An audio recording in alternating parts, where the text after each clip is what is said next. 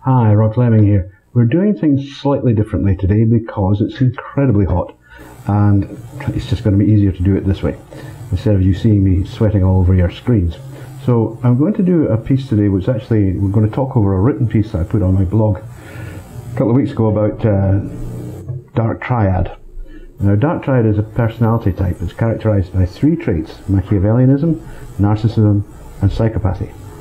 And the world has seen, I believe, in the behaviour of Meghan Markle, just exactly what they're like. Individually, two of the traits in dark triad, Machiavellianism and narcissism, can actually be quite positive, in appropriate measure. But when combined with the third, they become dangerous. Psychopaths have no empathy for others. Even though they may be good at giving the impression they do, they have no moral restraints at all. This is the classic baby-kissing politician who cares not a jot about the babies, but about getting their parents' votes and making himself appear human, which he's a long way from really being. But in the right circumstances, a psychopath can kill without compunction, even on the grand order. Most psychopaths, thankfully, are at the reasonable end of the scale, but it's important to realise that the break on their behaviour is not those moral restraints that the rest of us feel, but simple fear of punishment. If for any reason that fear is diminished, they're capable of being monsters. Life for a psychopath is a constant numbers game, as they weigh the benefits to themselves of any action against the potential cost. The disgraced cyclist Lance Armstrong, whose reputation was destroyed when it was shown that he used drugs to cheat, later said in an interview, "I would do it again." He showed no remorse for his actions, only irritation at having been caught. That is psychopathic mentality. Narcissists always put themselves first. Indeed, Dr. Sam Vaknin, the leading authority on the condition, describes them as being in love with themselves. They adore themselves, put themselves on a pedestal, or perhaps an altar, for mere mortals to worship before. They're desperate to be liked and will go to extravagant lengths to gain popularity. Altruism is not part of the deal, however. Every act of kindness has a price, and woe betide he who sees through the superficial largesse. He'll be denounced as a traitor, a betrayer, faithless, a cheat, and so on. Nearly all actors and most artists are narcissistic, but again, alone or in combination with positive traits, this can be a good thing, or at least a manageable one. Narcissists can be the life and soul of the party because their need to be loved is so powerful, but they can also wreck it, and will if they feel underappreciated. It's when their moral compass is compromised that they are most dangerous, and nothing compromises morality quicker than a dose of psychopathy. Machiavellianism is named after Niccolo Machiavelli, a Renaissance writer, and a journalist really. His subject was Cesare Borgia, who was a ruthless despot, but Niccolo's name stuck. Machiavellianism is the manipulation of others to one's own purposes. It's sometimes described as believing that the end justifies the means, and again, in combination with lighter traits and positive moral compass, this can be useful. These people will move heaven and earth to see the job done, although they won't care if toes get trodden on, or for that matter, a few bodies get buried in the woods. Often they believe themselves to be highly principled and acting for the greater good, which they define and understand better than anyone else, of course. However, when their empathy or reasoning fails, they too can become problematic. Greta Thunberg would be an example, as would Nicholas Sturgeon, but there are plenty of males too. Tony Blair's a classic, as is Peter Mandelson, and need I mention Joseph Stalin? The classic dark triad. When all three of the above traits combine in the individual, they form the classic dark triad. The presence of psychopathy in the mix is especially toxic. Lady Macbeth, Julius and several other Caesars, notably Nero, Kurtz in Heart of Darkness, and Humbert in Lolita are all dark triads. They are typified by a complete lack of moral restraint, an obsession that their will and theirs alone must be done, and that they are always right.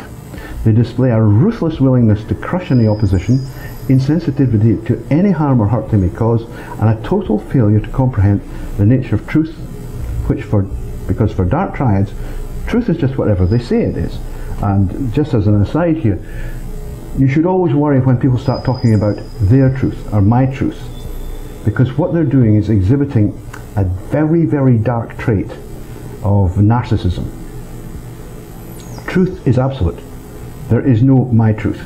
Truth is just truth. Unburdened by integrity or empathy, and completely amoral, dark triads will make the lives of those around them hell. They manipulate the weak to do their will, and anyone who tries to help the person so used will become an enemy, to be defamed and destroyed. Dark triads will have either a dysfunctional relationship with their families, or they will dominate them completely. Those who dare to stand up to the dark triad will be attacked, but not usually physically. Triads may use the courts, public opinion, and slander to silence or destroy them, or on the other hand, they may shower them with gifts and profuse apologies for any wrong they may have done. Of course, the triad does not recognize such wrongs, but considers the offended person too useful to lose just yet. They'll get theirs in due course when the dark triad has finished with them.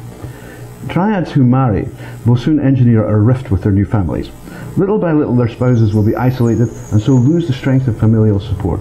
They will become the triad's puppets, which was the intention all along. Anyone who sees through the triad's lies and manipulation will be denounced. The triad will literally try to erase them, and such are their powers of persuasion, their eloquence and their acting ability, that they will often succeed. A dark triad will always play the victim, the long-suffering abused. They are always complete innocents, decent if misunderstood people, surrounded by the most evil individuals imaginable, against whom they need your help. And if you refuse to give it, you too will become one of the enemy.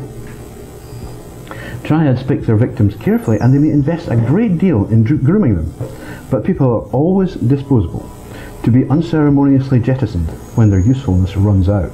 Identifying a dark triad. In 2010, Dr. Peter Jonason, then Assistant Professor of Psychology at the University of Western Florida, and his co-author Gregory Webster, developed the Dirty Dozen rating scale, or a 12-item methodology to measure dark triad traits.